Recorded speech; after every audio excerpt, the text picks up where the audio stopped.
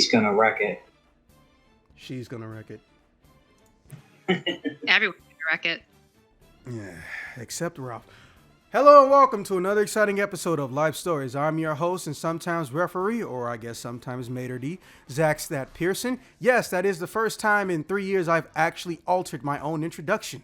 Go me. Today I'm joined by the officer, the regulator, the MC nominator himself, a one officer, 9,000 plus one. Hey, how y'all doing? Damn, that sounded extremely sad. And of course, I'm joined by the fan favorite tumor that is inside of my anus, a one Neko Mimi the Goth. I am back! Thank you so much for being so patient for my arrival. Not Zach's, no one cares about him, but my arrival.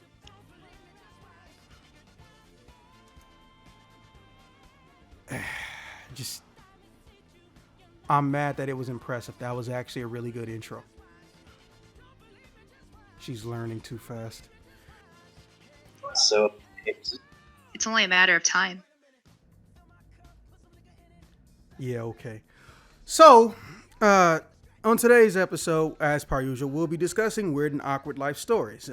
Most of which usually revolve around me or shit that I've seen or shit that I've read or watched other people do. And let me tell you something.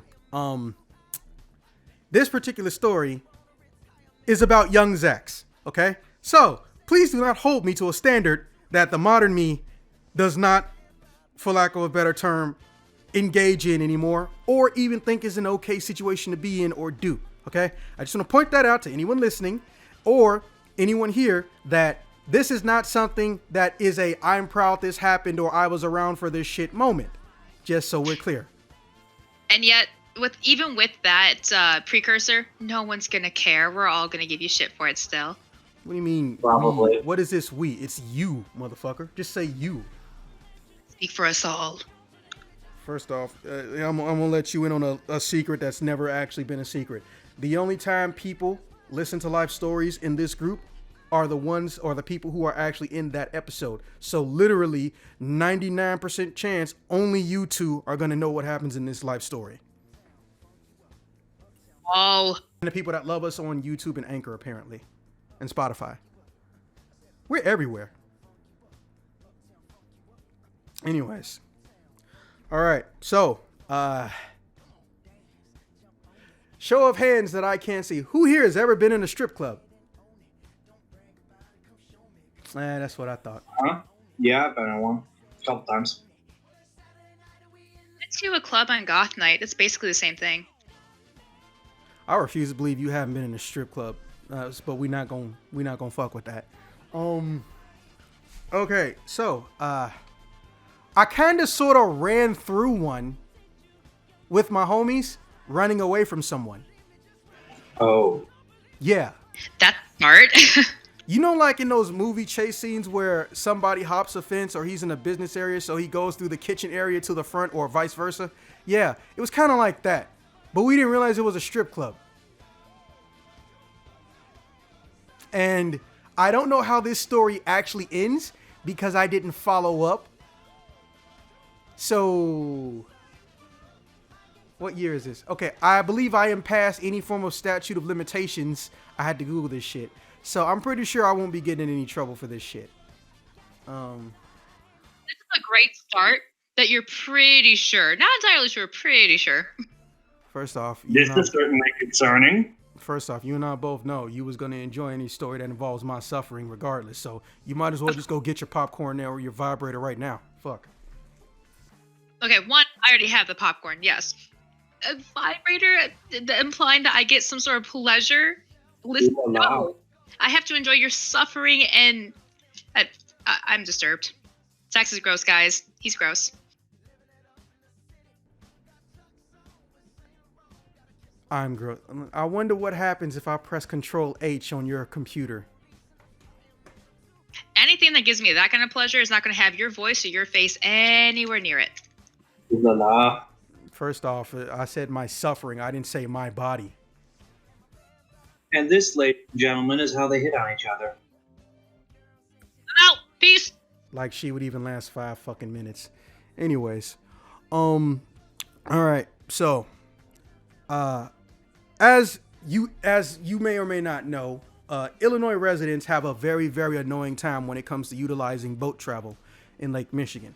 We basically fucking can't unless you're rich, and it's literally only because the state and the city don't want to put funding into a public access situation. That's literally it. That's literally the only fucking reason. So, because of this, if you want to do Lake Michigan-based travel, you're limited to every other state and country that is around Lake Michigan, except in Illinois. So if you're in Illinois, you got to take a Metra or some form of train or shuttle bus, or not shuttle bus, or bus to Milwaukee, Kentucky, I think Indiana, don't quote me on that, Michigan, and of course, the Great White North itself, Canada. Now, me being young at the time, I have no idea how the fuck to navigate any boat-related shit on Lake Michigan. But I have a lot of friends that do. And let's just say some of these people ain't my friend no more. Okay? Oh, dear. Mm-hmm. So you already know where it's going. In fact, I believe you still know one of them, but we'll talk about that when Neko's not around. I can handle it. I'm an adult. As we've discussed, whether it's verbally or intimately, you can't handle more than 5 minutes of me. Anyways, so basically, the fastest way for an Illinois resident to go to Michigan without, going through traffic and shit, or car-based, is through the train into Milwaukee and then onto the boat. And in fact, you could actually bring a car on some of those boats, which is pretty cool. And I didn't know that. You can actually bring a car to ferry across Lake Michigan into Michigan. You're so impressed by putting a car in a boat. Transportation on top of transportation.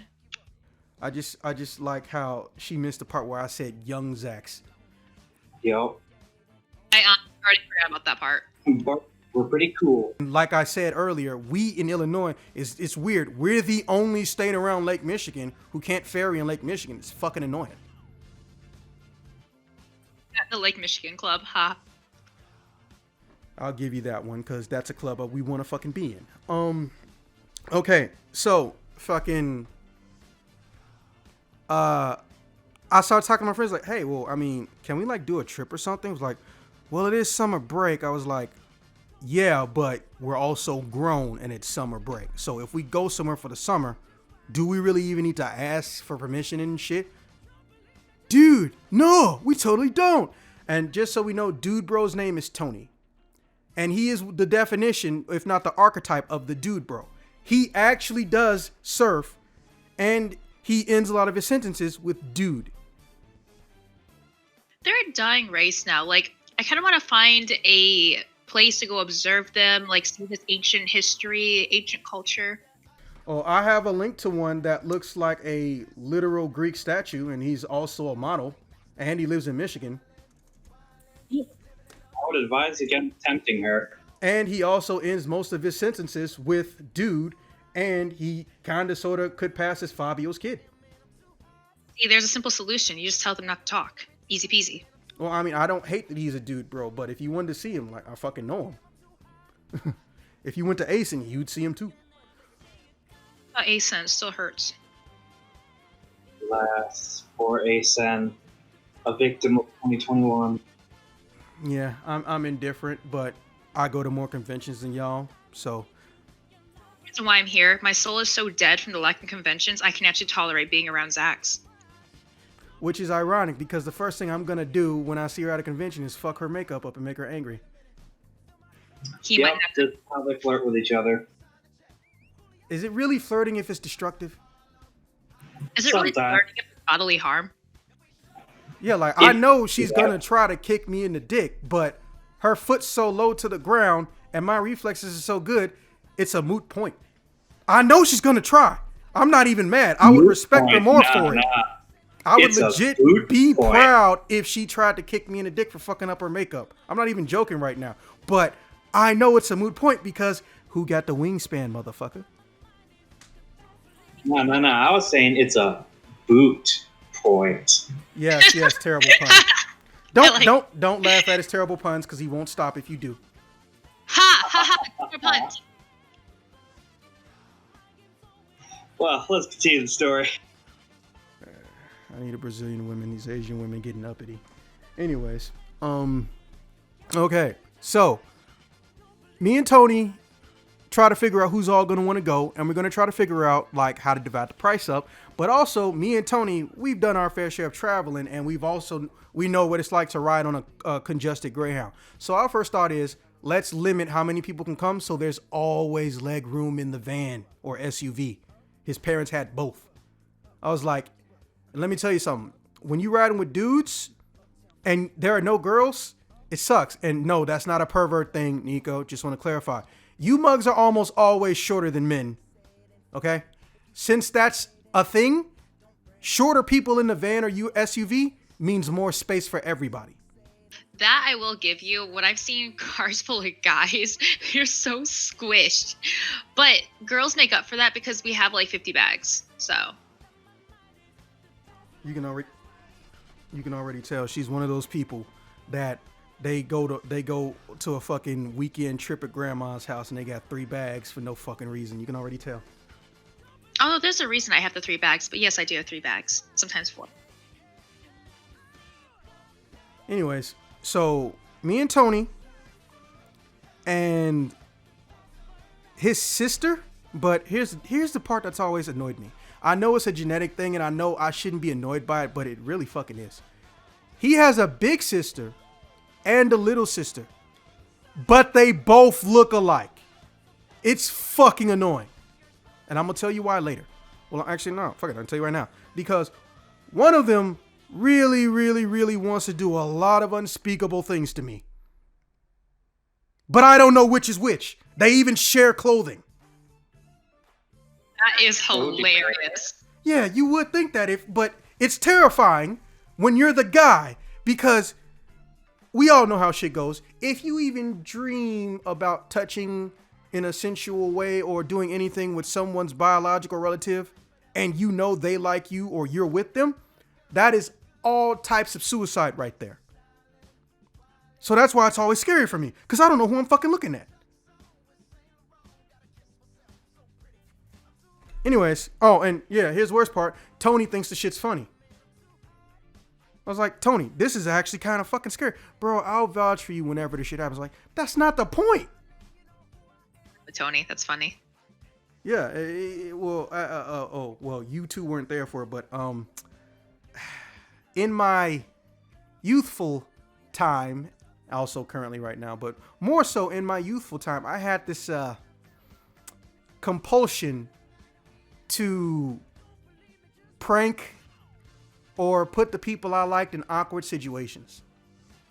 So, even though I was friends with these people, and they either became less mad or they realized it was done in jest, they sort of built up a list of possible things they could get me back for whenever the opportunity presented themselves. So I have a lot of friends, for lack of a better term. Let's just say I know not to do something awkward or slip up around, because they're going to tell everybody they got me back. And yeah. I used to be a worse prank god than I am right now. Let's just say that. Tony is one of my first and oldest victims. So anything I say or do will be used against me in the court of I want my blicks back, according to Tony. And to be fair, I'm kind of sort of the same way. So I can't tell him not to do it. But now we're adults. So you know what that means? The shit got far, far worse. Yep. So, he said, hey, I'm going to get my sisters. No, the fuck, you're not going to get your sisters. Well, I want to get my sister. And he immediately stopped, looked at me, and he thought about it with a shit-eating grin. Because we're planning this trip, or trying to plan this trip, in his house. So he says, hey, I'm going to get me some chips from the kitchen. It's like, okay. So, right when he gets to the door, I realize it. That's not what he's about to do. And I immediately try to run and grab his ass and pull him back in the room and try to just, I don't know, bribe him into not doing what the fuck he's thinking about doing. But here's the problem. His mom's at the end of the hall, right? She's coming up the staircase and she's looking at us. And she just starts laughing. And we can't figure out why she's laughing. And we're looking at each other. He's like, hey, mom, you okay? And then she's just nodding her head, but she's turning red. It's like, hey, Miss Hampton, your face is turning red. I was like, yeah, and I bet you getting turned on too. I was like, what the fuck? So we look at each other, and I look down, and he looks down. He held onto the railing for the upstairs like he was in doggy style position, and I'm holding his back, or rather, I'm trying to hold him by the pants. Oh, no. Yeah. So. Oh, great. Freaking classic right there. Oh, that is most unfortunate. Yeah, so now I can't look at his mom with a straight face for the rest of the day. Because, well, I don't know where she is on the prank scale, but let's be honest. If she found this shit hilarious immediately, I might catch some hell about this later. I will, but it won't be from her. It'll be from her husband. Because I think he actually wants to kill me. I literally think that man wants to kill me. So I was like, hey, Tony, can I just talk to you real quick? It's like, yeah, just go back in the room. Because his mom is still there laughing, and we just closed the doors. Like, man, do not tell your fucking sister, okay? Please, just, can we not do this? Boom, boom, boom, boom, boom. And we're just like, okay, well, your mom wants to know what the fuck's going on. So we open the door. Well, I open the door like a fucking idiot. It's his little sister. Now, her name, I actually don't know. Because, well, I've only met his little sister 7 times. I've seen his big sister hundreds of times. So it's easy to forget her name, even though her face is the same as the older one. But we're going to call her Nikki for the time being. Now, Nikki comes in and is like, not tell me what. And then he just looks over. I was like, he doesn't mean you. This is Nikki? Yeah. Oh, thank God. So there's something you don't want to tell Jackie. I was like, now Jackie's actual name is Jackie. So I was like, so he looks at me and he's smiling again. Because I know what he's about to do. He's about to pull a fucking Neko. And he's trying to put me in some awkward shit. But I have a patented technique that I can only use on people who have a penis. I call it the high subsonic throat chop. Where I answer the question, chop the person with the hand that's closest to them in the throat so they can't say whatever they're thinking about, and nudge them out the way and push whoever's fucking with me out the room. Right? But Tony, he's kind of sort of at my level of combat. Like, he took up boxing, but he realized his leg game wasn't shit. So me and him used to spar from time to time. I think there was even a small time when he was on the amateur circuit before college, and he's just on my level. So I can't just brush him off like he a little punk bitch. So I was like, no, nothing's wrong. So he comes and elbows me in the rib cage, and I'm mad because I taught him how to do it.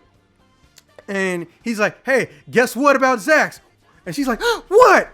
Boom! But I'm on the floor and I just kick the door closed with my left leg. I win. I like that he used your own move against you. That's pretty great. That is pretty funny, yeah. Wait, though. By kicking the door closed, so she was already suspicious. There was already something that she knew was going on. But kicking the door closed in front of her, that just like escalated how important it is that you hide whatever it is. You made the situation worse. Yes, thank you. I learned that later, okay? Help. It also got... I mean, this was young Zach's doll. It also got worse within the next 30 seconds. So the next thing I know is like, Tony, come on, man. Look, you want the trip to go down? You want me to pay for more than half? Just shut the fuck up about it. Don't tell your sister nothing. Okay. So I stand up and I hear a very faint knock on the door. And I was like, shit. Okay, well, look, I'm going to make up something. You just back me up. I was like, okay. I open the door. Guess who's at the door? Big sister. Daddy. Yup. Daddy who, like I said, I think legitimately wants to kill me. And he opens the door. All I see is an 8-pack in my face. And I look up like, oh, hello, Mr. Hampton. Mr. Pearson. This man has never called me by my first name ever. Ever. All of his other friends, he's called by their first name or just called them boy if he didn't care about who they were. I am always Mr. Pearson. His wife, I only know this because his wife fucking told me. So that already is terrifying. Well, yeah, it's like, Good evening, Mr. Hampton. And he puts his hand on my shoulder slowly. That's scary. But I think your life yourself. flashed before your eyes. You're about to die. The moment is here. I just like how y'all enjoying how fucked up this sounds, but that was almost kind of sort of what I was thinking. It's like, oh shit, this is finally the day he gonna beat my ass. Anytime he's touched me, I just think, oh shit, this is finally the day he's gonna beat my ass. I never figured out why he hated me. Well, I do at the end of this story. Would you like to not kick doors in my house? Yes, sir, I would like to not kick doors in your house. That's what I thought. And if you're going to close a door, do me a favor. Now he starts tightening his grip on my fucking coat. Don't slam doors in my daughter's faces. In my house, Mr. Pearson. It's like, yes, sir, Mr. Hampton. So I'll stop looking at him at this point in time.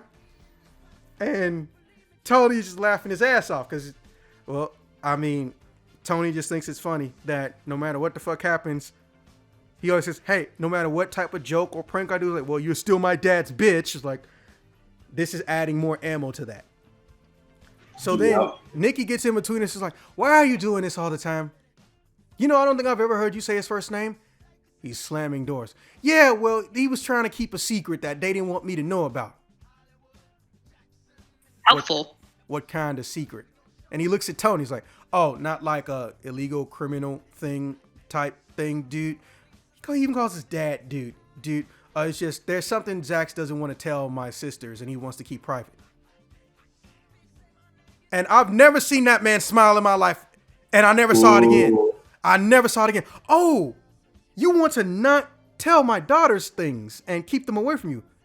I mean, yes, sir. Oh, okay. Come here, Nikki. But Dad, get the fuck out the room, Nikki. Oh my gosh. Okay, I love how the dad just like, perfect. He doesn't want anything to do with my daughters. Good. Fuck him. Bye now. Yeah. That's some good parenting. I didn't realize it when I was young, but I know now that is the type of father I strive to be. Anytime anybody wants to date my hypothetical daughter, I'm going to punch a hole in the wall right next to them just so they understand their place. I mean, tactics.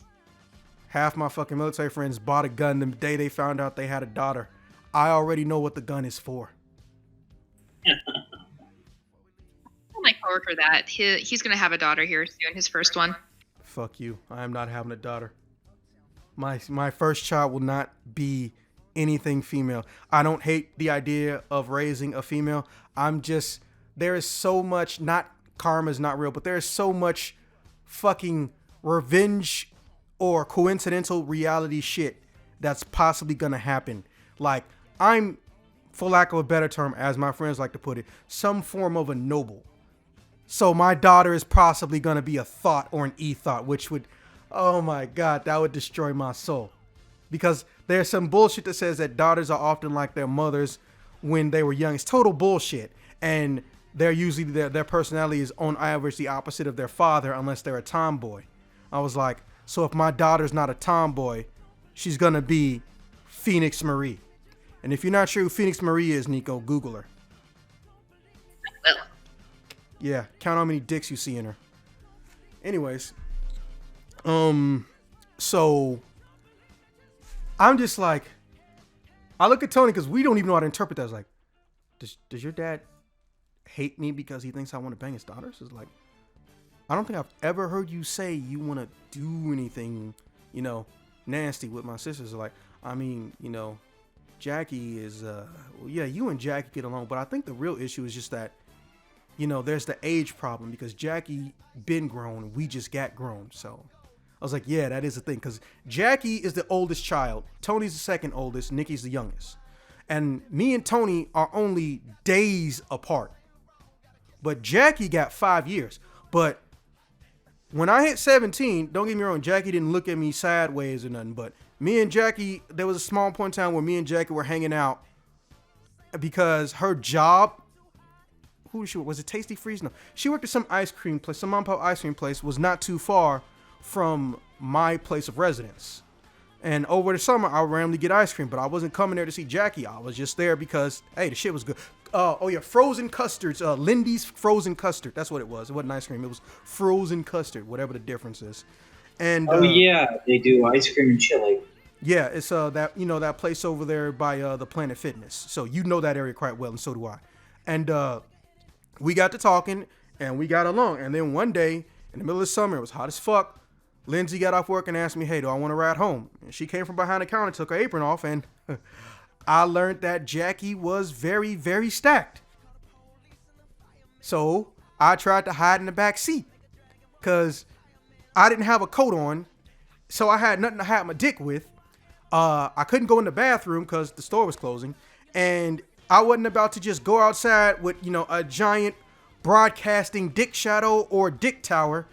For those who don't know what the difference is, Neko, a dick tower is when you've made a horrible mistake in your adjustment of your penis in your pants during an erection. So it's trying to poke directly straight out, which is the worst thing it could do when it's being blocked by your underwear and your pants. And also, it looks like a tower that everyone can see. Now, incredibly obvious, yeah. Yeah, and it's very fucking embarrassing. The more you know. And it is very, very fucking embarrassing. It happened to Jean-Claude Van Damme once. The internet never let him live it down. Anyways. I feel like you have to mess up really bad to get that to happen, though. Like, I've heard guys talk about having to shift their erections before. Yeah, but I don't have any way or time. I don't have any way or time to do it efficiently. Now, I could use the pocket technique. And yes, I'm going to explain that too. But the problem is that my actual pocket length is too short for me to do it. And then also, I was worried about if I make a long step and I make dick shadow, which is, well, it's literally just the entire outline of my dick going down my pants. Like, don't get me wrong. I was not a virile fucking dude or anything, like that. Like, I was not a monger for ass or anything, but boners just came faster in that summer. Okay. When you're young, like, I've had guys tell me it just the wind blows the wrong way, and it's like, oh, time to get up. Yeah, it's one of those things most men don't learn about till later, or they maybe never learn about it. But we actually don't have to be horny to get an erection, but we think that because normally that's what happens and our brain tricks us. But no, it's a matter of blood flow. You can just get a boner based on your blood flow. But yeah, this science.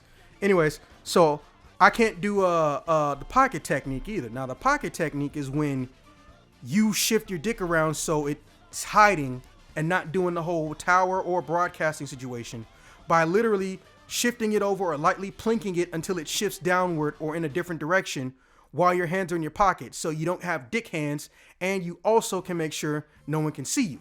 Because no matter how you do it, as long as you do it slow, no one can tell when you're doing it. I don't have those options. So I decide I'm going to sit in the back seat. And right when she unlocks the car and I open the door, I just super fast shift my shit around. Mega fast, dick shifting. Moving like the Flash. Yeah, except I'm trying to avoid flashing someone.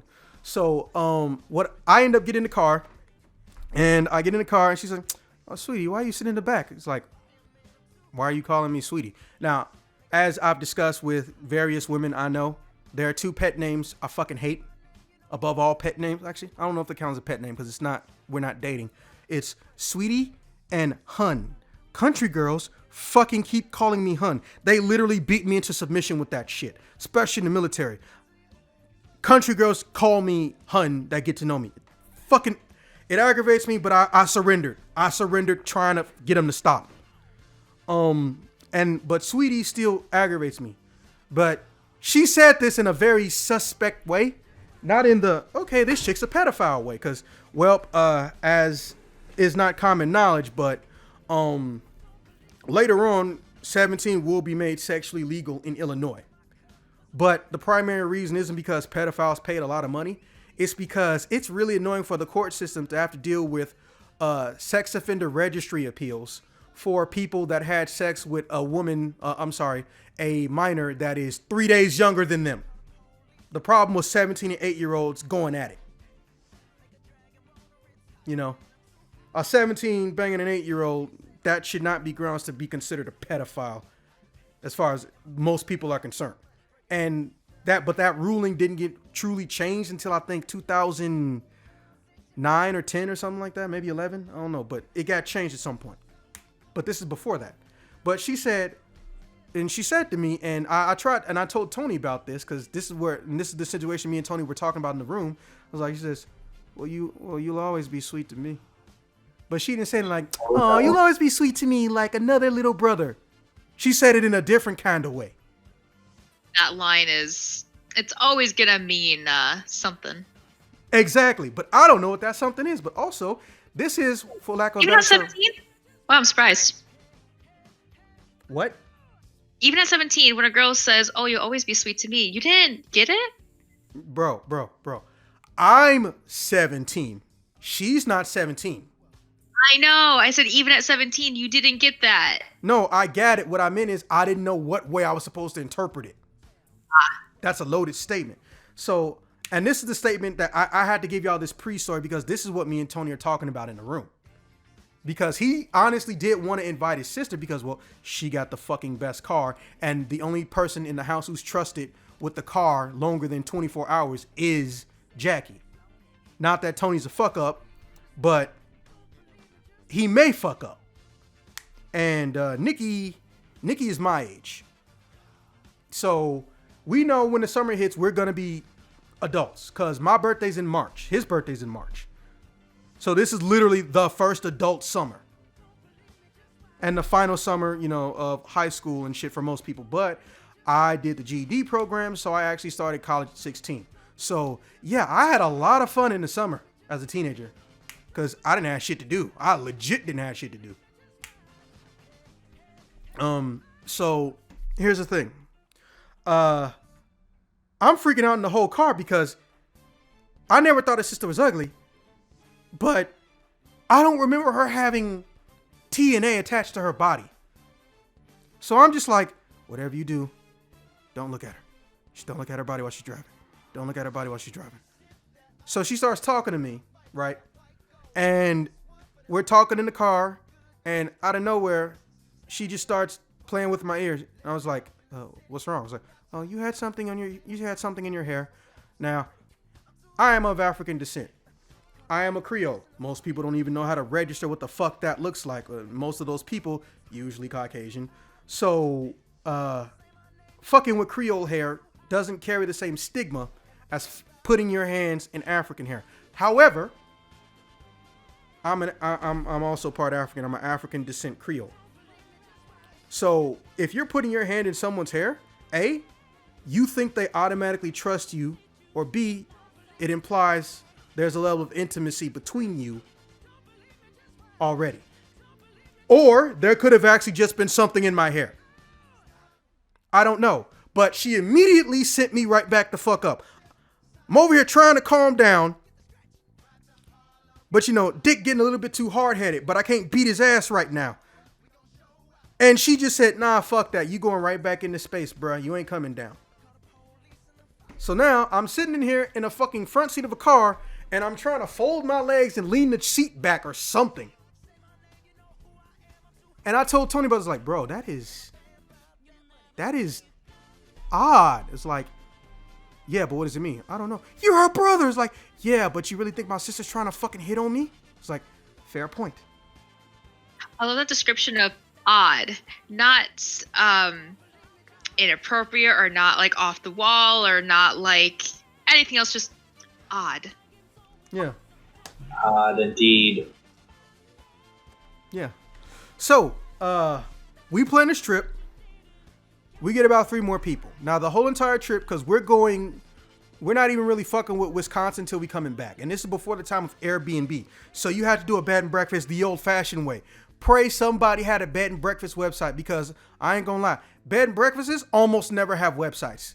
They usually use the old-fashioned system. They just started, this is when people were first starting to get the idea of, hey, why don't I advertise my business on YouTube? Make a YouTube channel with my business, give out the link to that shit. So realistically, the only way you're going to find a bed and breakfast is in the yellow pages or the white pages, which at this point don't even really need to exist. Because if you go on Google, they're going to tell you to go to Craigslist. And we all know why you don't trust Craigslist. You'll be getting a lot more than just your ear touch there. If your ass go to Craigslist, you won't be found until they're done with you. And then I'm not even joking. That happened to somebody I know. I fucking tell people all the time, like, look, don't go to Craigslist alone. Even the website, I say, don't even look at the website alone. Ugh. Man, This is why I don't. Yeah, that was a sad time. But anyways, so we got about 3 people, so that's 5 total. I was like, Tony, listen to me. Whatever you do, please, please, please. I will let you get away with anything, or I will do whatever the fuck you want. Do not invite Jackie. I was like, well, how are we gonna get the car?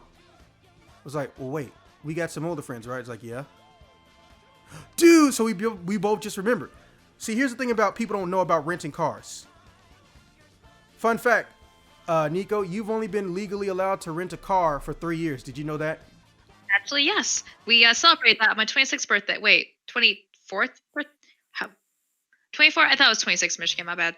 No, it's kind of unilaterally 24. But anyways, so we had some older friends. Well, Tony kind of did, because Tony's what you like to call a ambiguous pretty boy. Girls like him, but they never really ask him his age. So there are some girls he's straight up dated, and they assume he's a college age, and he's 18. And here's the thing, though. We also had guy friends that were older, just because we're guys. We kind of don't care the age group of our friends, unless it's like, you know, a genuine kid, like they don't have all the teeth in their mouth. And Pretty much. yeah, I know. And I know it's a double standard, but we can get away with it. So we get away with it. So anyways, we call up this dude named Joseph. I don't remember his last name, but we call Joseph, and Joseph rents a car for us. We pay him in full. And because I agreed to pay for the car in full, he agreed to not invite Jackie. So we get in the car. I'll bring one person, or really I only have one person that can come at this time. And he brings the rest of the people, right? So we get in the car. We're all packed up. And then he was like, oh, hey, we're missing somebody. Hey, we're going to make a quick pick stop and pick them up on the way. I was like, yeah, okay, but they going to cover the gas or something. I was like, okay. Right? And fucking, I'm chilling in the back seat, because here's something I like to do when I know it's going to be a long trip. Now, this is before I was not as tall as I am now. I was chilling in the back seat. There's nothing but duffel bags around me. Man, I'm made in the shade. I'm napping. I'm stretching all the way the fuck out. Right? And another bag gets thrown in the back next to me. It's like, hey, can you watch where you throwing shit? And I just feel the car move. Boom. And Tony's like, hey, what do I told you about jumping around in the car? It's like, sorry. I was like, that sounded familiar. I turn around, and fucking Nikki is crawling on top of me. Oh, Jesus. Why did he invite his little sister? Why did he invite his little sister to go on a trip with a bunch of guys? Teenage guys. Incredibly foolish. Off, shame on you for assuming we're all assholes like that. But secondly, it's It's because not a great situation to be in. Like, I'm not implying that you guys actually are horrible people, but just think about that setup on paper with no context. Not a great setup. 2 girls, 3 boys, but she's Who the fuck? also not tall, so it was perfectly fine. But here, and then I immediately start looking at Tony. It's like, hey, Tony. It's like, hey, I'm driving. Please don't distract me. Tony, why the fuck is Nikki here? And she just, you actually know it's me. I was like, yeah, because you're the hyperactive one. I was like, oh, well, I mean, you said don't invite Jackie, right? I was like, fuck. I did say don't invite Jackie. So, what ends up happening is, man, I say that in every episode. We end up getting to the dock boat thing, and I think they told us we can't stay in the car, or we can stay in the car, but it's ill-advised or some shit. So we go into the upper area and shit, and it looked fucking cool. There was fucking cushions, there was seats and shit. They had a VIP section. We was just chilling like a villain, and I was literally trying to duck and dodge Nikki. So Tony is trying to get pictures for the trip and shit, and he does it, but he's also specifically trying to get pictures of me just being around Nikki. And I was like, nah, that feels like a bad idea. Like, for what? Ooh. Because your dad might see it. Tony is devious. No, Tony is someone I trained too well. I taught him how to do what he does by doing it to him, and it's biting me in the ass. Ha. Yeah, you would say that. But see, here's the thing. I know the game. I taught him everything he knows, not everything I know. So I knew he was going to try to put this shit on this newfangled website everyone and their mom loves, Facebook. And yeah, and that his dad is on his Facebook. I knew exactly what he was trying to do. He was going to tag me in the shit, right? And I knew his dad was going to try to talk to me or say, you can't be on the strip or just some random shit or try to find us. It's like, Tony, you know what your dad might do? No, that's the best part. It's like, so then Neko just comes into it and is like, you're enjoying this, aren't you? It's like, yeah, I kind of am. It's like, so does he hate you or something? No, and I told him what I told you guys. I pranked him too much, blah, blah, blah. He just wants his revenge. So anyways, I throw Tony off my Facebook. But he doesn't realize this until later that night. At this point, we've gotten off the boat. We are tired as fuck because we didn't sleep the whole trip and we got to the Airbnb. We were supposed to go do some exploring at this point in time in Michigan, but everyone's like, man, fuck this shit. I'm going to bed. Right? And I said, hey, Tony, just so we're clear, your sister's not getting in our fucking room. Like, sure, Zax. Nah. I don't like the way you said that. Listen to me. Your sister not getting in our room. It's like, I mean, it's not like anyone's going to think you're a pedophile. It's like, see, the fact that that's the first place you go already bothers me. I was like, okay, I don't even know how much younger your little sister is. It's like, you don't know how old my little sister is? Like, no, dude, I've only met her like 7 times. You keep forgetting. She was at a different school, or because she was in a sports team or something. She always got home like an hour and a half later. So right when she would be coming home, I would be going home my damn self if I ever visited their place, right? And the only times I saw her was for like 4 or 5 days straight in the summer. Of the 7 times I met her, the 7th time being, before we started planning this trip. And her dad damn near terrorizing me. So I'm just like, oh, dude, she's like 3 months younger than us. I was like, what did you say? Yeah, she's like 3 months younger than us. So your sister turned 18 in November, December? It's like, I don't give a shit about female birthdays. Yes, I know it was wrong for him to say that, but I just remember thinking to myself, hey, the worst part of my brain said, hey, it's just a younger version of Jackie. And my dick shot up. I was like, Ooh. Tony, listen to me. Why are you trying to really fuck with me? Do you hate me that much? Like, fucking tell me. No. Dude, I want you to marry one of them so you can be my fucking brother and we can do shit all the time. It's like, and now I don't say this out loud and I hide my poker face. That warmed my heart. I was crying on the inside, tears of joy and shit. It's like, hey, why do you want your dad? But I said to him, hey, why do you want your dad to kill me? It's like, oh yeah, well that is a thing. It's like, and I'm just sitting up here like, bro, you are literally putting me between a rock and a boner place, okay? Listen, if something does go off between me and your sister, I still don't want you in the same room it happens in. It's like, I don't want to be in the same room it happens in.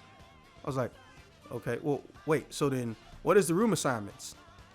It's like, Tony, what have I told you about doing ominous laughter to me? That shit make me want to chop you in the throat. What did you do? I was like, well, see, here's the thing. This Airbnb has a unless married couple, male-female separation. Right? Yeah. Well, here's the thing, though. The separation isn't sections of the house. It's room to room. Yeah. Her room's right next door to ours. Tony, do not, in the middle of the night, switch rooms with her. Okay? Because first off, what is that other female gonna think? That I'm in there to smash. We didn't fuck like 5-6 times. Like, oh fuck, I'm fucked. Yeah, I know. That's the best part. It's like, so I chopped him on the throat in principle. I didn't want to tell him, good job. You finally trapped me in an awkward situation that's also a prank. Damn, you're really good at this.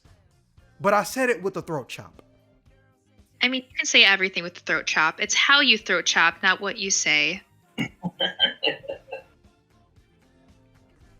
She's almost kind of right. But so I just decide that I'm going to try to stay out as much as possible. I was one of the first people to wake up. They were going to go exploring shit at night. Where did we land in Michigan?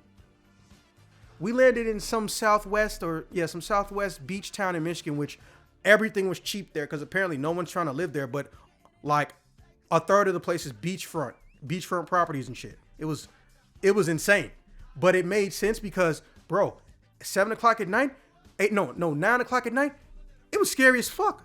There was no one around and it was quiet. And some of the places didn't even have their street lights on. This was like grade A horror movie material.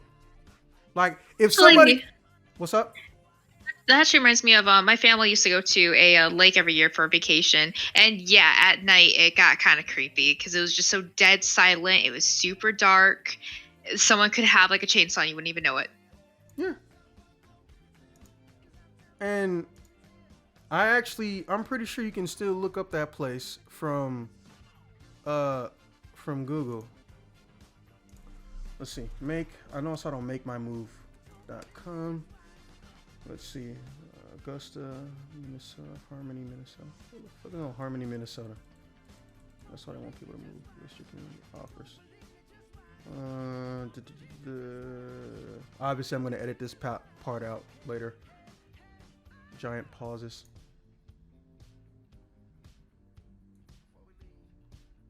There it is. Yeah, it was just called Southwest Michigan. I think I've been there. Yeah, and it's less than 100 miles away from Illinois too. So if we weren't going to go back by boat because we thought the price was too high, we could literally just chuck 90 miles.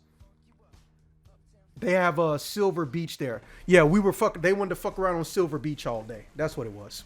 Yeah, I've heard of that place. Yeah, it's pretty nice. And houses are disturbingly cheap. Like they're barely 6 figures. And they're not run down like in Detroit. Anyways. Okay, so I was like, and Tony hears me and I told him my game plan is like, well, I'm not gonna sit up here and watch you all day and I'm gonna go try to hang out with this girl. He eventually did end up marrying her, by the way. But I was like, cute. He just taps me on his shoulder and he channels his dad energy, but he ain't got enough dad energy yet. Energy. I'm not scared, and he just says, "Good luck, motherfucker." It's like I need luck to get away from Nikki. It's like. So then, it's 9:30, 9:45. I'm just outside, right? And I thought I heard some keys jingling behind me. I don't see anything. So I'm just like, you know what? Let me go fuck around on Silver Beach because here's the thing about closed beaches in Michigan. There's no one supervising them. Unless you're near Detroit, maybe Ann Arbor, there is no one supervising closed beaches in Michigan at night in small ass towns that don't even have 20,000 people. What, you expect people to like actually enforce laws and stuff in Michigan? Yeah, right. I'm just saying, like, it's hard to get jobs in a small town. There's a job right there. Beach security. So, Still with that. Yeah. And I bring my swimming trunks, but, I don't want to wear the back and forward because it would feel weird. A 70% naked fucking Creole kid walking down the street at night in Michigan. I don't know how white this neighborhood is, so to speak. So, I wait till I'm all the way on the beach. And I keep hearing some keys jingling behind me. What the fuck is that? So, right before I start, like, undressed on the beach, I'm just like, hey, come the fuck out. No one came out. And I was like, okay, well, I don't know what the fuck that was. And I turned back around. Nikki's standing dead ass in front of me. Sneaky. Not really. I heard her the whole time, but scary as fuck. So I screamed and Jim, I was like, hey. And she asked me one of the most cliche things you can ask somebody when you're a teenager. And I was just like, man, it was old even when I heard her say it. It's like, hey, so do you like me? I was like, did you really just say that? In 2000, year I don't remember, possibly 7. Yeah, right. And I told her fucking, oh, she's typing something. And I told her, I was like, hey, listen, Nikki, you and your sister look, I know. I was like, no, but let me finish. You and your sister look alike, but me, I'm not weirded out by that. You do look unusually high levels, a lot alike. Like, I don't know. I would, if she wasn't taller than you, I would think you were twins. Like, oh, thank you. I guess that's sweet-ish. I was like, and this is the first time I heard "ish" being used as a fucking suffix, which would have made Officer proud. And I'm just like, hey, listen, I don't think there's anything wrong with you. We obviously get along and we like some of the same stuff. We barely have any connection. And I just need you to know I don't hate you, and I can distinguish you as a person from your sister. And the reason I think you're cool and whatnot isn't because you look like your sister and your sister is fucking drop dead gorgeous hot. I don't even remember when she grew tits. Right? I was like, see, I'm not the only person that noticed that. Yeah, like literally one time in 3 months, she went up like 2 sizes. It's like, Actually, that happens with girls. Sometimes they just kind of sprout quickly. I was like, is that normal? Like, so I was like, is that normal? I was like, I don't think so. She's bigger than fucking mom. I'm like, well, yeah, your mom kind of got mosquito bite tits. So she punched me in the shoulder. And I was like, okay, I deserve that. I could have phrased that better, right? So I started talking to her, and I was like, I'm trying to convince her, like, look, I don't think we can be a thing per se, but you know, I don't have a problem with. Are you really? And she comes, are you really gonna try to get with my sister, dude? By the time you're old enough to drink, she's gonna almost be 30. She doesn't know that it's very, very common for every man on this fucking planet under the age of 21 to have a sexual interest or fetish with older women. But I'm playing the part. I was like, well, yeah, that's something I'm really gonna have to think about at night when everyone's asleep. Oh dear. With lotion, because Vaseline feels weird. And I'm just like, yeah, oh no. Well, hey, let's just go for a walk or something. I was like, I want to be with you. I was like, that sounded different. I want to be with you. I know you just said you want to be in a relationship, but now you're saying I want to be with you. So I'm just like, what do you mean? And she fucking throats me to death on the spot. Like, all I remember is blinking, and then her tongue was in my mouth. She knows how to take what she wants, so you know, respect, girl. Yeah, the sociopath would say that. Anyways, so I was just like, hey, I was about to kind of go swimming, and I have swimming trunks, and you just made me practically impossible able to wear these swimming trunks. Well, I mean, if you get in the water, won't it calm down and stuff? Like, yeah, it will in cold water, but also, you know, yeah, I would jump in that pool and I would jump in the water and fuck with you the whole time. It's like, you and Tony are so much alike, you don't even understand. Oh no, I totally understand it. See, he likes teasing you, but I don't want to cock tease you, but you're kind of sort of forcing my hand. I was like, I can't tell if you're joking or not. I was like, I like this one. Shut the fuck up. And then she grabs like my whole entire, like, well, her right hand, my right cheek. She grabs the entire big ass hand of my right butt cheek. Oh. I was like, hey, Nikki, listen, you know your dad. Yeah, he probably is going to try to kill you at some point. Like, why is everyone in this family so calm with that idea? My family is too great. They know what's going on. But you think it's the calmest shit ever that her dad possibly wants to beat me within an inch of my life. What it is yes, she likes you. Yeah, Tony likes you too. But it's like they understand that what their dad wants to kill you. It's just a natural part of life. You know, you can't fight against it. You just gotta go with the flow. Yeah, you would want me dead, motherfucker. My whole point is, like I said, I understood later on, oh, this is some good dadding right here. He gives a shit about his daughter's involvement with their potential partners, and he wants to extremely vet and destroy them in case they try to play the knock-up or the pump and dump game. Because, one, he didn't raise no hoes, but sometimes, I learned later, his daughters don't like to acknowledge the fact that just because you like some guy or somebody doesn't mean they won't try to pump and dump you. Something I've been trying to teach women even before I was a man. Like, listen to me. Yeah, he's hot. Yeah, he's fine. I ain't trying to get with you. But here's what I'm trying to tell you. I know that guy specifically. He will pump and dump you. He will give you the pillow talk and dash. Do you not understand? This is a bad idea. And it usually ends with, but I think I'm completely hideous, ugly, and unattractive. This is possibly the best I'm gonna do. As long as I act good or fuck good, he'll stay. They don't say those words, but that's what they're fucking thinking. And at some point, I had to realize I'm doing more damage to myself mentally and psychologically and emotionally by getting invested with these dumbasses. But this is before that. This is young Zax. Like I said, he hasn't learned that not so much you can't save everyone, but sometimes just because they look like they're the most boring, plain, or mundane people doesn't mean that they're worth saving, because on the inside, they're fucking Trump. Well, I mean, I'd rather not have this guy who'll treat me with respect and love me for the rest of my life and give me my kids if I can get with this guy who's built like a supermodel or Clayton Chapman, which I mentioned earlier, looking like Fabio and shit. Even if they don't have a guarantee they're gonna fuck them, or if they just decide you're a sugar mama, they will fucking do it.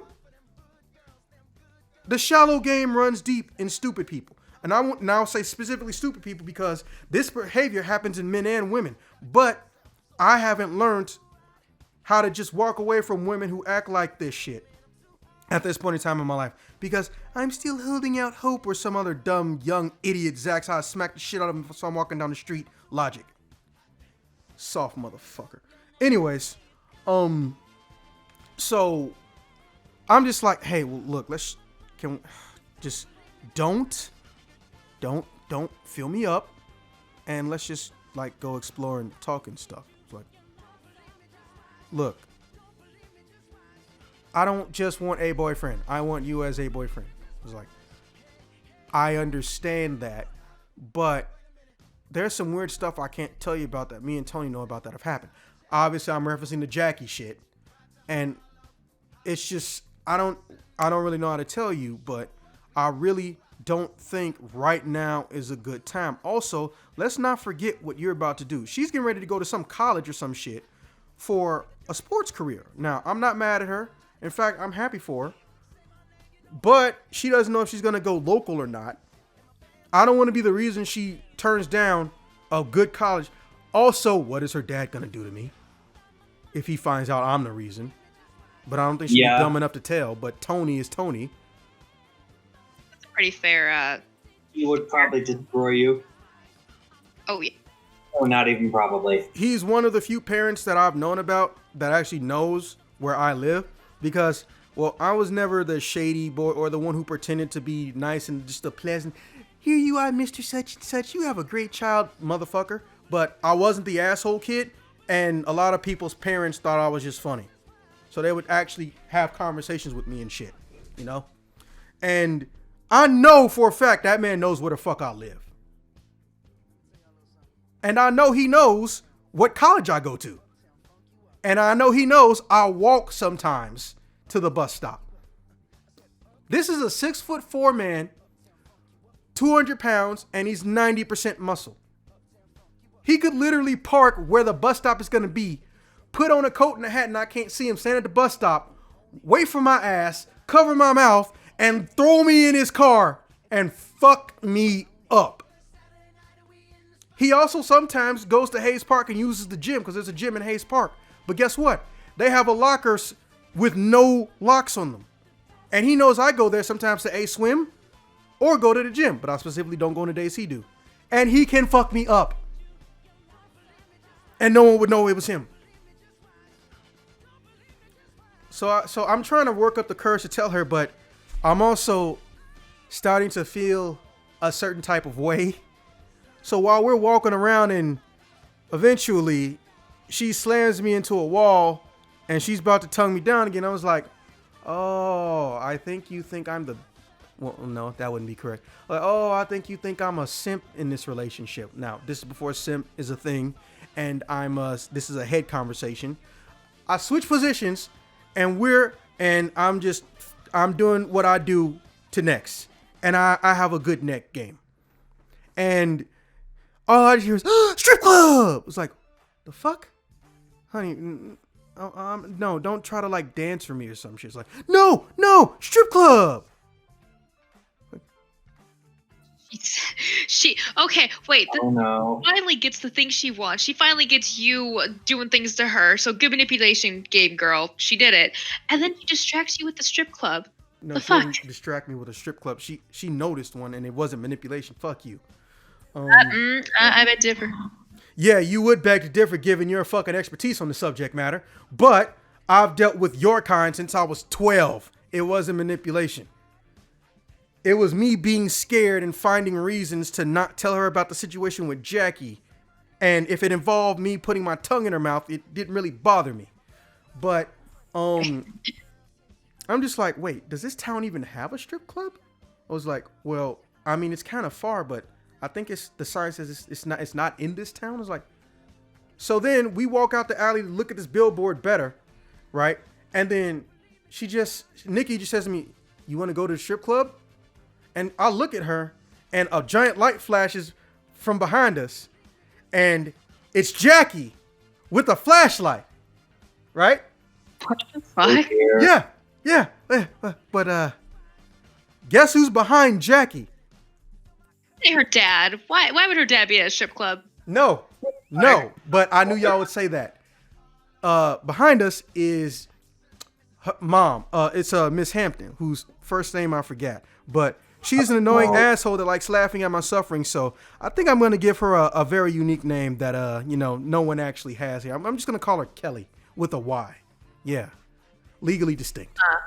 Okay, still, don't go to a strip club with your mom. That's still weird. First off, it ain't my mom, but she was talking to me when she said, "Do you want to go to strip club?" And I haven't said anything yet. And I was like, Jackie's here, and now I have a feeling and sensation that I don't think there's a word in the English language for. I have an erection, and I'm terrified.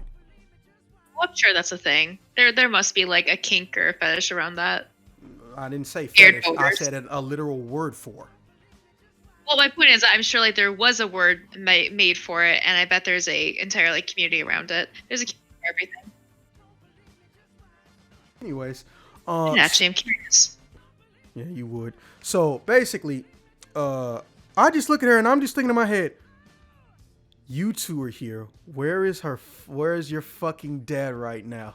It's like, hey, I just want to clarify. She saw the sign.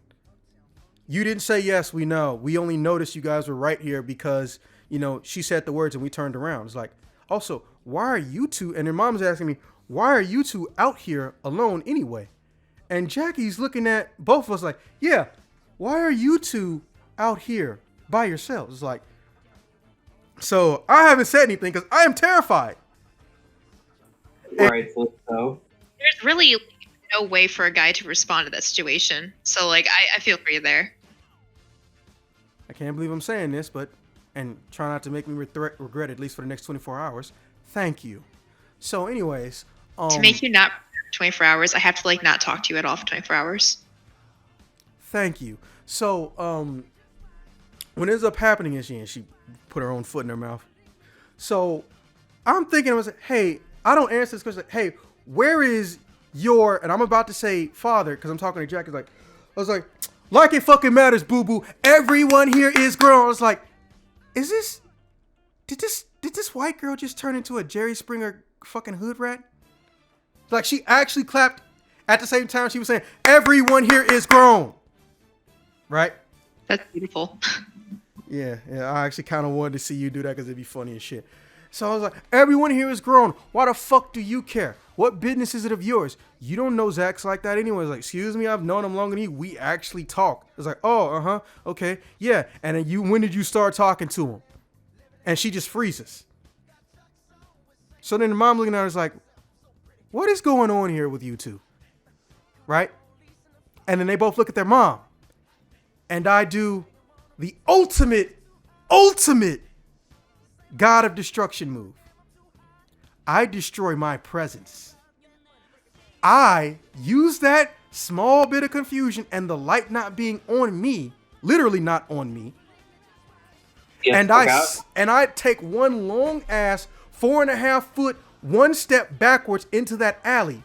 And I go to the side of the dumpster, kneel down. Remember, it's dark, there's a shadow, and I walk backwards as fast as I can, and I get to the other side of the street, and I bolt. So in 2020 terms, Zach's yeeted out of there.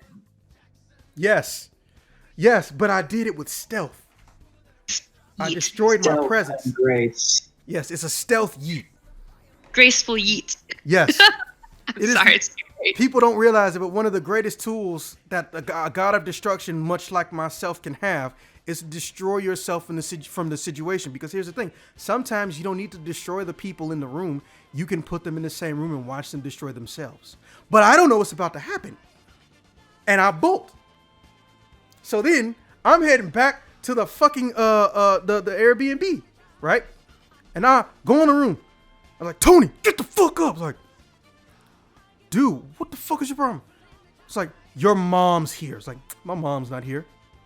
So then his not yet girlfriend comes out the shower. Like, his mom's not here. It's like, why the fuck are you in here?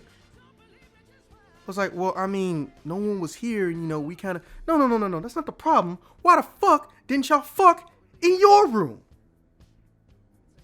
That's a good question. So then they both freeze, and they almost gave me the same answer, but they was talking over each other. I mean, it's not that we didn't want to. It's just we kind of didn't care what room we ended up fucking in. I was like, hey, shut the fuck up. Look, listen to me. Your mom's here. You only have 2 cars in this family. And Jackie came in the second car, and your mom's car is in the front parking lot of the B&B. Yeah? Is your dad here? Is my dad here? Oh shit. If my dad is here, you need to go. It's like, first off, I pay for this trip. I am not fucking running away from your dad. I'm going to strategically hide from him so I can still enjoy the trip. I'm not scared in public. So fucking, and then here's the thing though. It's like, we're trying to discuss how to do things, and next thing we hear on the door is a really, really light knock on the door. And a chill run down my spine. A chill run down Tony's spine. He's in the bed, and he's looking around for his shorts or draws some pants to put on. And his wet ass girlfriend in a towel, we're not paying attention to her, goes and opens the fucking door. I shit you not. No. Me and Tony are terrified. We froze in place. And she just goes, hi, can I help you? I was like, oh. And we just said, oh, sorry, wrong room. Oh my god, I was about to insult her. I was so wrong. She's amazing. I am so sorry, Tony's wife. He's never met his dad. Ah. Yeah. So Smart. Ooh. no, a legit fluke accident. Right? Holy fuck, she saved your ass. You think that, but see, here's the thing. Guess who jumped out the window? Tony? No, idiot, me. Oh. So, here's the thing though. Well, I ain't stupid. Yes, I have done and still do occasionally young, dangerous shit, the kind that every Neko ever is scared of doing. But here's the thing. It's not really dangerous when there's literally the gutter pipeline mounted into the building. So when I jumped out the window, I literally just shimmied myself down that building slow as fuck. Right? So what ends up happening is I see a car. I just start walking like, man, what the fuck am I going to do? Well, look, if I'm going to get fucked over tomorrow, I'm still going back to the beach. My dick's calmed down, and I'm heading back to Silver Beach, I think it's what it's called, right? And I take a completely different route to get there. I'm on the opposite side of the beach. Like, if you saw me from the other side, first off, holy shit, your eyes are good. But I would look like a tiny speck to you so you wouldn't know it was me. I was using distance to my advantage, right? So I'm about half block away from there, and I see some car lights, and I move to the side, and then the car goes the opposite direction, and then it stops. And then I turn to look at the car, but I slowly just like, no, don't make yourself look suspicious. And then the car starts going in reverse on a one-way street you're not supposed to. I fucking bolted, right? I don't know what the situation is gonna be right now, right? And this is extremely risk taker parkour type Zax. So it's not that I'm scared to do the moves. It's just I'm not looking where the fuck I'm going, jumping or rotating around, and it's dark. I'm literally thinking I might die running from these people. right? So I eventually come across the gate and I go over it and then I arc back into getting on the silver beach, right? I don't see who it was. They don't see me. And I just like, I passed out on a beach. By the way, a beach, one of the most peaceful places you can fucking sleep, man. You can mold the sand to conform to your body and shit. Right? So eventually, I think it was like 4 a.m., 5 a.m. I'm woken up to a stick and a kid poking me. And he just goes, "Hey, you're not dead." I was like, "Oh, fuck. Yeah, I'm not dead." "Hey, little man, what time is it?" It's like, "Oh, it's like 4:35. I was like, so I look around, I was like, "Why are you two kids out here at 4:30 and 5? I was like, "I mean, there's nothing else to do." I was like, No, that's not what I mean. Like, where are you parents? Did you two get lost? Like, no, they're just sleeping. It's like, I just got up in the middle of the night. I just got up early in the morning and just walked on the beach alone. Like, yeah. It's like, how old are you? I'm like, I'm 9. It's like, yeah, he's 8. Why you gotta snitch? It's like, okay, I get the feeling you two have done this before, but you need to not make this a habit because your parents can actually get in legal trouble for something like this. And don't do drugs, stay in school. And they just started laughing at me. It's like, you a funny man. It's like, thank you. Okay, now which way is the staircase? Because with some beaches, when you go to the actual beach shoreline, there's like a staircase or just a special way for you to walk down it instead of, just like jumping directly off of a road in the sand and shit. And usually, I wanted to use that people, because it would be closer to the Airbnb. And I know if it's morning and the Airbnb, the hosters or security or whatever for the Airbnb, basically employees are going to be there. So his dad's not going to try to kill me in public, at least with that many witnesses that aren't related to him. Right? Yeah. So I just get there and I'm just like, oh man, I am still fucking spent, but now my heart's racing. So I get there and I go in my room. Everybody else is doing whatever was on their list of shit they wanted to do today. And the owner of the Airbnb, I had to give him my license because he thought I was a homeless dude trying to sleep in. That's how sandy and grody I looked. So I even asked him, like, bro, does this town even have homeless people? It's like, no, but, I kind of wanted to see if you might be one because, hey, we'd give you a job and shit and, you can get on your feet. It's like, oh, that's some noble shit. I like you guys. Y'all some nice white people. Nice. Yeah, there's some nice white people. I was like, no, but I appreciate your concern. And he gave me a free bottle of conditioner because sand in my hair. And this is when I have, that's racist. This is when I have a hot comb in my hair. So for visualization purposes, Neko, my hair looked like yours, except I had a part on the top right-hand side at this point. You had straight hair? Yeah. When you have a hot comb, you can actually make your hair lay down. But it was all biologically my hair, so I didn't have any extensions or shit put in there. It was laying down. But since it also got somewhat fried and fucked up from the sand, it was sticking in one corner. So one side would look like Kelly hair, and then the other side would look like someone threw a wet sandball at me. And he gave me some shampoo for free, and I was like, oh sweet, thanks, bro. So I go into my room and I wash them. I was like, man, what the fuck am I gonna do? I think the more I run away from this situation, the worse it gets. But if I stay, the worse it gets. What the fuck do I do? Damn, I have a boner right now. Sounds normal. But so I get dressed. I put my towel on in case Tony comes in here. He's trying to do the run picture, which is when guys take pictures of their friends in compromising positions just to fuck with them, that type of thing. And I come out the room. I'm in the towel and shit. And I'm just like, man, last night was fucked up. And I say, yeah, it really was. So I look around, and it's Jackie sitting on my bed. I'm in a towel. I go right the fuck backwards into that bathroom. And she starts walking towards me. No, stay, sit. Now I'm me.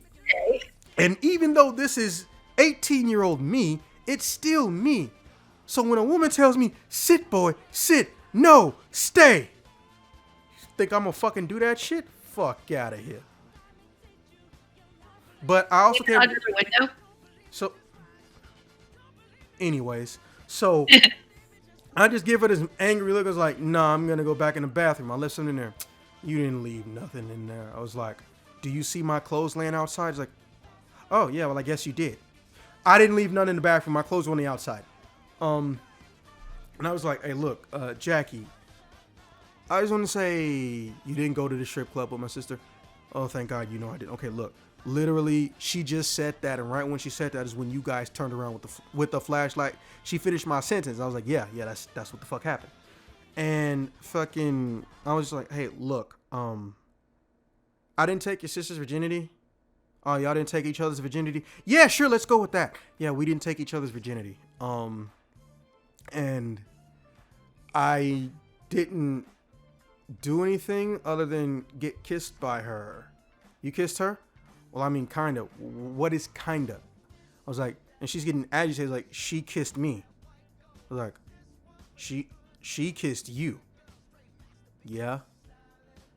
Fuck. It was you. I was like, it was me what? 8 years ago, you saw a girl giving her lunchbox to somebody, and you had a bat, and there was 3 dudes, and they were taking her lunch, and she was crying and trying to fight back tears. I was like, how do you know that? That was Nikki. It's like, that was Nikki? So then I started having flashbacks. I was like, what the fuck? And I started telling her, well, kind of sort of the same story Neko already heard of how, or actually, I think everybody I know has heard this. I don't even keep track of how many assholes' asses I've beat or bullies' asses I've beat. Half the time, I don't know they're a bully. I just think they're an asshole. And it's almost the same situation as when I was at Hayes Park. A lot of shit went down at Hayes Park, let me say. Where I got my first kiss because I accidentally broke the fingers of a dude literally hitting a girl under the bleachers so hard you could hear it from halfway across the park. Didn't know who this girl was or realize who she was. And she was a friend. She was a big sister of my friend. Neko, you were there for that story. This girl I told you, like, she basically... I was there too. Yeah, well, the one, I got the first, gave me my first kiss, but I was scared of her and shit. Oh, I remember now. Yeah. Well, there are similar stories like that, but it doesn't always involve the person having some type of attraction towards me. But there are just similar stories of me fucking up somebody's bully and not remembering or even knowing who the fuck it was I saved. That's a very common theme in my life. And fucking, I'm just like, so has she had a crush on me this whole time? Yes. Now, me not paying attention, Jackie has now gotten 15 feet closer to me. 15 feet I don't like. Social distancing and all that jazz, or social distancing times 2. I was like, hey, Jackie, why do you keep coming closer to me? I was like, I don't think you're that stupid. I was like, why do you keep saying cryptic shit to me?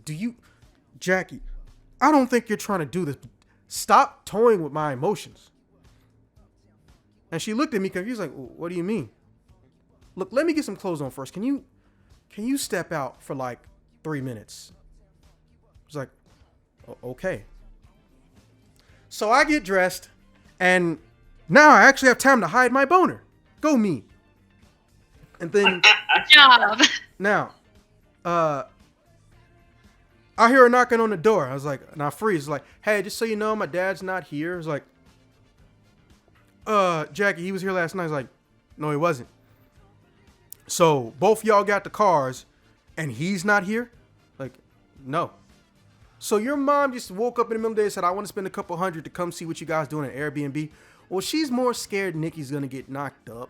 But Nikki's not actually a slut, but she's still scared she's going to get knocked up. Because anytime we try to teach her sex ed stuff, she tunes us out. It's like, oh, that is kind of scary. And then I hear, where is he? And then Oh dear. Jackie stops talking. I'm halfway dressed. Right? So then I hear Jackie go running down the stairs, and I just hear, oh, hell no. Here's the thing, though. I don't know what the fuck I can do right now, because the Airbnb people, they know I went down the pipe. They told me not to do it again. They seem nice. Also, I don't know if it means I'm going to get kicked out. Fun fact about Airbnb, they can revoke your stay. But I know I ain't about to go the fuck outside. So, what I do is, I knock on the door next door. Tony's girl. You know what? Let's give her a name. Let's just call her Deborah, because I don't know what the fuck her name is.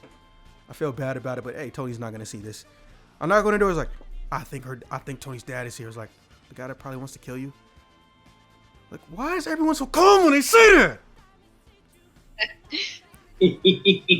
So she's like, okay, come on. Right. So I go in that room, and then next thing I was like, Mr. Pearson. And I started having a shit fit, but wait a minute. It's a very nice and polite, Mr. Pearson. I'm like, oh, hey, you can open the door. I was like, and it was the husband. It's a couple, but it was the husband who runs the Airbnb. I'm gonna call him Mr. Jackson because it'll make a funny pun later.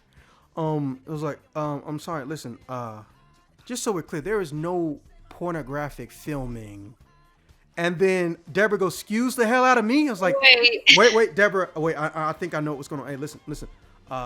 So I tell him about how there's a dad here who thinks I like one of his daughters and he's hell bent on killing me, even though I have not had any type of sex with his daughter. It's like, oh, okay. But he's not a resident, right? He's like, okay. Oh, don't you worry, Mr. Pearson. I'll be back in 10 to 15. Now, this man is 5'8". He probably don't weigh no more than fucking Neko. Neko could probably take him in a fair fight, right? He goes downstairs. Excuse me, sir, are you Mr. Hampton? And I put my ear up to the door, and then Deborah does the same thing, and she's next to me. Oh dear. She's wearing a tube top, and then we start listening. Like, I don't hear anything, and I'm like, yeah, I don't hear anything, and I just stop mid sentence, and I am. Well, remember, I still have a boner at this point because of Jackie. I am staring at Deborah's tits. And then she looks at me and says, if it makes you feel any better, I know you're not an asshole, but I kind of have to do this on principle. What? She slaps me into the door, and my head's already in the door. I was like, okay, I kind of sort of deserve that. And on principle. Yeah. Yeah, unlike some people, she's actually hot. Anyways, so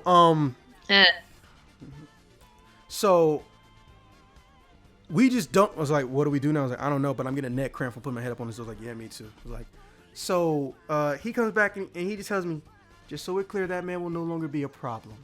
I was like, and I'm thinking to myself, man, it'd be so cool if he killed that motherfucker. But I know he didn't say that, right? But it's not a problem. So then I start coming out the room, and I come downstairs because, hey, there's free breakfast. And I was like, and Jackie's looking at me, and Jackie's over there. She's looking at me like she's about to come over to me, and Miss Hampton is there with her. And Mr. Hampton's like, no, I'm sorry. You will not be talking to my guest. Listen to me. Step into my office. It was like, the fuck? So I go and eat, but I'm staring at that office door the whole time, right? And then Deborah comes down later, is like, so what's happening? We start eating. He's like, he's in an office. He took Jackie and her mom in that office. Where's Big Hampton? Or where's Big Ham? That's her nickname for Mr. Hampton. He hates it, but unfortunately, Mr. Hampton and I have a very similar condition where we're not about to just hit women that piss us off verbally, because we know exactly what the fucking judge, the police, the coroner, and the DA is going to do. Oh, hey, Mr. Big Ham, how you doing? Big Ham, like, he hates that shit. His whole face turned red. But he's an asshole to everyone who likes his children. So, kind of had it coming. And I was like, I don't think he's in that room. And she's like, hey, where the fuck is Tony, by the way? I was like, oh, did you two get into a fight? No, I want some morning dick, and I haven't seen him since whatever happened with Charles. And I was like, wait, Tony? You don't know where Tony is? Huh, that's strange. So, yeah. So what ends up happening is Jackie's allowed on the premises, Mrs. Hampton is not, and Mr. Hampton is not. They're not barred from the premises, but they're not allowed on the premises until after my group's stay is over. But Jackie was allowed to get a room. And I'm just like, oh, fuck. Why the fuck did she get a room? And then Deborah's like, man, I actually kind of, I legit feel bad for you, bro. I was like, thank you, Deborah. But I don't know what the fuck I'm going to do. Every plan I had is pretty much going to shit. It was like, yeah. Hey, can you find Tony? I was like, well, that's not a mood killer, but I'm actually kind of worried about where the fuck he is now too. Because remember, at this point, no one has seen him for 10 hours. So, I actually know this is the point in time in my life, and this is how you know I'm young. I still know all the cell phone numbers in my phone by heart at this point. So, wow, dating you. Officer, why does she act like she's much younger than us when she's only 2 or 3 years apart? Yeah, don't know. I have all the phone numbers memorized. Then that means don't nobody call you because you barely got any. Anyways, so I use the house phone and I try to call out. I get voicemail. I was like, hey, Tony, really worried about you. For the record, I'm still alive and your dad is barred from the premises. So if you're like, running from him or something, hey, it's cool. The Airbnb is a safe space. And this is before that term becomes popular. So eventually at some point in time, I just started actually doing shit I wanted to do that day. I went into something I always thought was a beautiful thing, but I rarely get to experience in a big city. I went to a mom and pop restaurant. Yeah. Like, it is quiet as fuck. The upstairs is basically their actual living residence. The downstairs is they converted into a restaurant. I don't know why, but that level of quiet and silence is, I enjoy that. I normally only get that when I'm in a library, but I get to eat here, right? So I'm just like, man, this is de-stressing me. I needed this. But, this is my life story. So peace isn't going to last long now, is it? More than likely not. Yeah. So Nikki sees me through the glass window. And she looks at me and she pauses and she starts getting a little sad and walk off. So I knock on the glass like, hey, no, Nikki, what the fuck? Come here. And she's like, you not mad at me? It's like, Nikki, why would I be mad at you? Come on, sit, eat, and don't cry because shit's going to look weird. And everyone in this cafe is looking at me with this stink eye shit. But here's the thing. I don't know if it's traditional stink eye, which for those who don't know, traditional stink eye is, why is that nigger hanging around our women folk? Or if they think, motherfucker making girls cry and shit. How dare you? She's pretty. You don't make pretty girls cry. Most of the girls I have made cry, they aren't actually pretty. They just think they're pretty. Like some people I know. Anyways, so I'm just like, look, listen, your dad's here. It's like, are you fucking serious? Shh, calm down. Yeah, your dad is actually here. But the Airbnb people, like the actual owners, barred him from the premises and barred your mom. Why the fuck is she here? Like, okay, Nikki, calm the fuck down. And I was like, so is Jackie. And actually, I kind of saw that one coming. It's like, you saw that coming. But she wasn't invited. Yeah, that was a secret we were trying to fucking keep. Wait. So then she starts getting affection. You guys didn't want Jackie to come? It's like, I'm scared to say it, but I say it like a question mark. Yes? Oh. It's like, okay, there is some underlying shit going on right now, but you know what? My plate's full and I'm not about to deal with this shit. Listen, Nikki, I got some stuff I want to do today, and all of it got derailed and stuff, but hey, later tonight when it's all done and whatnot, or I'm done taking pictures, you wanna hang out? And when I say hang out, and she has a smile on her face, literally just hang out and talk about stuff. Yeah, that's all we're gonna do. I was like, and I'm just like, excuse me? Excuse the hell out of you? Yeah, Nikki, that's all we're gonna do. Okay. Not lying. Excuse the hell out of you. I was like, okay, Mr. Pearson's like, Nikki, we're just going to talk. Uh-huh. And I'm just like, okay, I can't get through to her. So we hug, She tries to kiss me, and then I just hear, oh, motherfucker. So I look around. I don't know who said it, but again, everyone got quiet. There's tension in the air, and they're just looking at me with this angry face. But I don't know if it's, ew, a nigger touched our sacred women, or this asshole abusive boyfriend got his girlfriend back. You know, but I'm not about to make an assumption. So I leave, she leaves, right? At this point in time, no one knows where Tony is. So I go through at night and I say, hey, I tell her Nikki, I call Nikki up and say, hey Nikki, I'm about to head back. I'm about to head back to the place. But first I'm gonna check on Tony because I found out where he is. Tony is, and then right when I hear that, right when I say that, I hear Nikki go, "Get off the phone!" It's like, what's wrong? Mr. Pearson, click. I was like, is he in the Airbnb? I don't know. I'm on a cell phone, and so was Nikki. I don't know if Nikki just called me from the Airbnb, right? So I'm just like, you know what? Besides the strip club, I know that there's a hotel in between, or a motel in between both of these small towns, or there's a motel at the edge of this small town, something, I don't know. So I go and I leave, what was this place called again?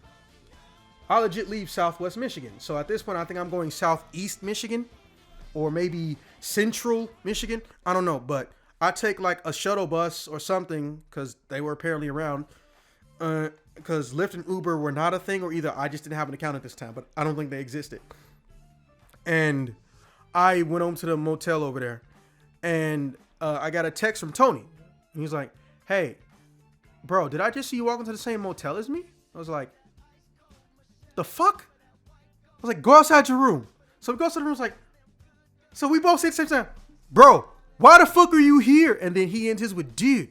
I was like, I kind of wanted to say dude too, just to fuck with him. He was smart. He's like, I'm out. He was like, your dad is here. It was like, well, duh. Why do you think I'm here? I was like, oh, well, wait, why are you running from him in the first damn place? Like, oh, well, you know, he fucking hates Deborah. I was like, but yeah, Deborah isn't your girlfriend. It doesn't matter. I was like, I don't even know why I said that. I know it doesn't matter. Me of all people, right? And fucking, fuck. Now that makes me think, was it the frozen custard place by Planet Fitness or a different frozen custard place? But that's irrelevant. Anyways, I was like, okay, well, hey, well, let's go hang out and, you know, explore while we're here. I found some fun places to go. I was like, yeah, man, I just need something to take my mind off this shit. Bro, I had a good breakfast though. You finally got to go into a mom and pop restaurant? Yes, dude, nice. I don't know why, but for some reason, mom and pop restaurant was on me and his bucket list at the age of 18. It is the most white bread, boring thing you can put on your bucket list at 18 as city kids, but it was on ours. Makes you guys happy. Yeah. So he's like, yeah, I got a place we can go. All right. And so we end up going there. And I was like, wait. Tony. So we about to get out the car. And then we get out the car and I was like, and we're in a parking lot. I don't know where we are. I was texting or something. Like, Tony, whose car is this? What do you mean? Your mom, you know, both know your parents only trust Jackie with the car over 24 hours. Yeah. Jackie and your mom came in one car. Yeah. And your dad came in the other car. Yeah. So whose car is this? And then right when I say that, I was like, he just yells, get the fuck out of here. I was like, what? So literally pull into the parking lot is his fucking dad. Oh, fuck. I was like, how the fuck did he find us? I am all types of scared at this point. And he was like, I don't fucking know. I'm guessing he heard us or something because he didn't even park his car. He's in the middle of the parking lot and he's a boot. Low jack, bitch. I was like, there's a tracker in the car. I was like, oh dear. I was like, oh fuck. So I just like, man. So I just see these double doors and I just run in that bitch. And I just see this dude, this bartender, security guard, and just like, hey, no fucking run. I was like, oh, yeah, sorry. So I was like, what the fuck? Why are my fingernails glowing and there's black lights and shit everywhere? And then Tony bumps into me. Where the fuck are you walking? I was like, yeah, why am I listening to security guy? Maybe he can fuck up your dad. So we start running. And all of a sudden, it's like, okay, there's the back door back here. I think I saw Silence's back exit or something. Like, oh my God. Yeah, if we can stall him in here, we can just circle around and shit. So we start running. We go to this back exit. And there's this lady in a bikini. And she just goes, ah! I was like, oh, I'm sorry. I'm not trying to do shit. I'm trying to run. I was like, oh, okay. It was like, so Tony runs past me. He's like, she seemed really calm about that. I was like, I told her I wasn't trying to do anything. I was like, okay. Ah! There's another lady in front. I was like, fuck, bro, we just gotta find an exit. So you see, like, is there a back exit? We're trying to leave. I was like, oh, y'all must be a gay couple or something. I was like, yeah, whatever. So we just start running. So we go through the kitchen. We went through this kitchen. Tony slips up on some oil grease. I was like, damn, are you okay? So he starts doing a Family Guy thing, but he's not doing it ironically, right? He slipped, he landed on a grate that was for like a drain, and he's in shorts. So he's just, you know, that actual Family Guy knee thing. If you haven't seen it, Neko will show you it later. And he's actually hurting, and his kneecap is bleeding. I was like, okay, well, fuck, you need to stand up. And next thing I know, I hear, but it's from the room we just left, and we look at each other. We don't say anything like, it's your fucking dad. Fuck, he got past the bouncer or something. So bolt and we start running, and we just see this chef swing a knife at us. Like, dude, what the fuck is your problem? And we're still running at this point. And he's throwing a knife. And it's like, get the fuck out of my kitchen. I don't need this shit. I get out now. Go back in. It's like, what the fuck is going on in this town, man? So we get out the door. Right for a kitchen. We get out the back, and there's a little bit of a walkway, and there's a dumpster, and it's morning. So it's like, so we start running back to the front of the building, and he starts pulling the dumpster on the edge. It's like, bro, what the fuck are you doing? That dumpster is not gonna stop your dad. It's like, I mean, you don't know that. It's like, bro, this isn't a fucking movie chasing. Come on, man, you got the keys. So we run around. So we run around the corner. And all we hear is, I'll kill you!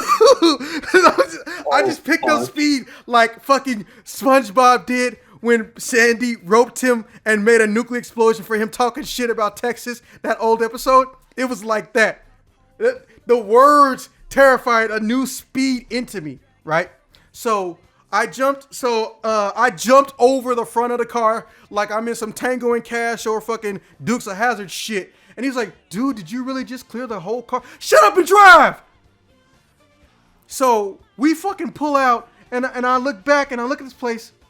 Is this a strip club? Yeah. Oh.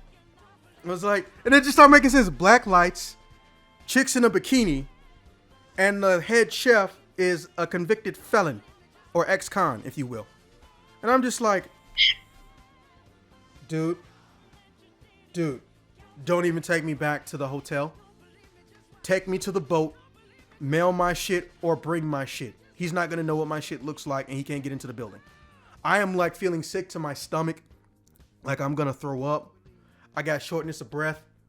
I'm sweating like a motherfucker, and my hands won't stop shaking, man. I can't deal with any of this at all. And he looks at me, he knows I'm being dead ass. He's like, I'm sorry, man. I was like, bro, look, I could say this is your fault, but let's be honest. Before you guys were born, your father was going to be like this.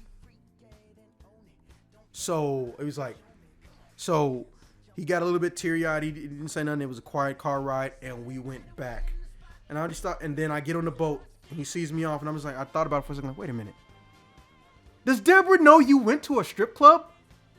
And I said this while I'm on the dock, or while he's still on the dock. He just looks at me and he does the, I don't know, with a shit-eating grin on his face.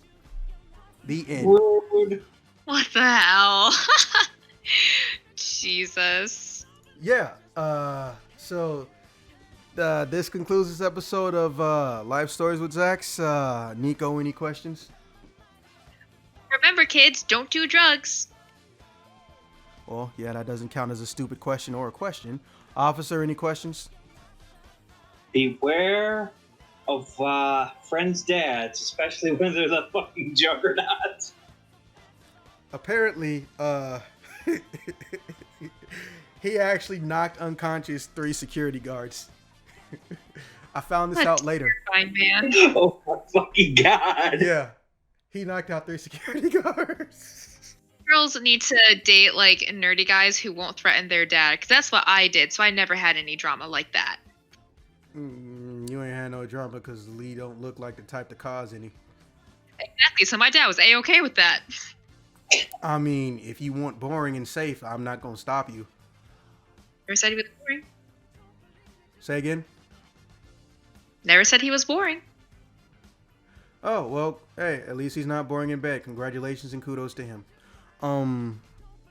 Okay, so yeah, that's pretty much how the Jackie Nikki saga part 1 ended.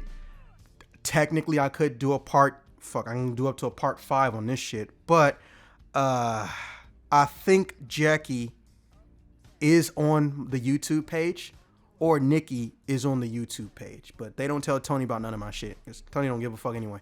But I might or I might not do a part 2 to this stuff. But I will say this, more than likely the next story will not be specifically a continuation of me trying not to be killed by Mr. Hampton. And eventually I do end up beating his ass, which go me. But obviously that wasn't little baby's ex, okay? That wasn't little baby's ex. And I did not walk away clean. I won, but I limped away. But the cool part, his whole family took my side. That's nice, at least. Well, that's good. Yeah. And I didn't get fucking arrested. That's even better. Yeah, it turns out their neighbor was like a fucking DA. And for those who don't know, it's a district attorney. All right, well, with that being said, I will see you guys when I see you guys. Bye.